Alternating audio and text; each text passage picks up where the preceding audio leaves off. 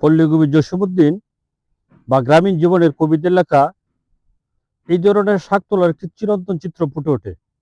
গায়ের বধুরা আঁচল বুড়িয়া তুলে আনে হেলেঙ্গা শাক। নদী নালার বিলের দাঁড়াতে ডাকে কত বক আর কাক। আমাদের দেশের অত্যন্ত পরিচিত একটি ঔষধি শাক।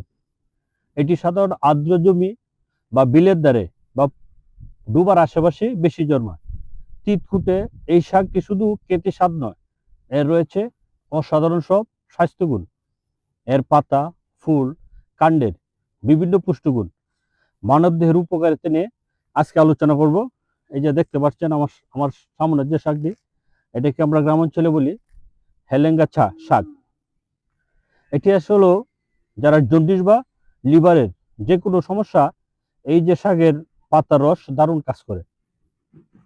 এটি লিভারের কার্যকারিতা বাড়ায় এবং শরীরের থেকে টনিস যা দূষিত পদার্থ বের করে সাহায্য করে এই হেলেঙ্গা শাক।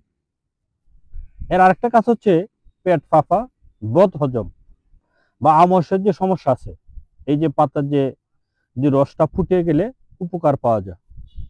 এছাড়া এটি পেটের কৃমি দূর করতে এই হেলেঙ্গা শাকের অত্যন্ত কার্যকর। আরেকটা কাজ হচ্ছে হেলেঙ্গা শাক যে কাজটা করে রক্ত পরিষ্কার করতে হেলেঙ্গা শাকের পাতা খুব কার্যকরী। আরেকটা হচ্ছে চর্মরোগ, চুলকানি বা কুশপাপড়া হলে এই পাতা রস খেলে এবং ক্ষতস্থানের পাতা রস লাগালে দ্রুত কাজ করে এই হেলেঙ্গা শাক।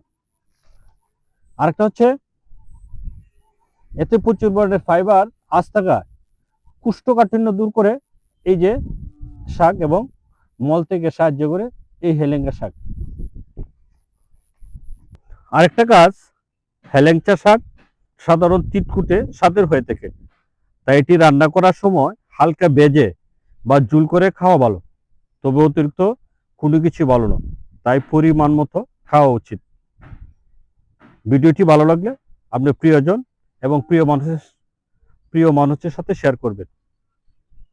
যা কিছু অবহেলিত ও সস্তা তাই যে মূল্যহীন তা নয়। হেলেঞ্চা শাক তার সবচেয়ে বড় প্রমাণ। প্রকৃতির কূলে লুকিয়ে থাকা এই তিক্ত শাকটি আমাদের শরীরকে মিষ্টতা ও সুস্থতা দান করে। প্রিয় ভিউয়ার্স, আমার ভিডিওটি যদি ভালো লাগে থাকে তাহলে অবশ্যই আপনি প্রিয়জন এবং প্রিয় মানুষের সাথে শেয়ার করবেন। আর আমার চ্যানেল এবং ফেসবুক পেজের নাম হচ্ছে safa.com। ফলো এবং সাবস্ক্রাইব করবেন, এই প্রত্যাশা আমি সবসময় আপনাদের কাছে রাখি। আল্লাহ হাফেজ।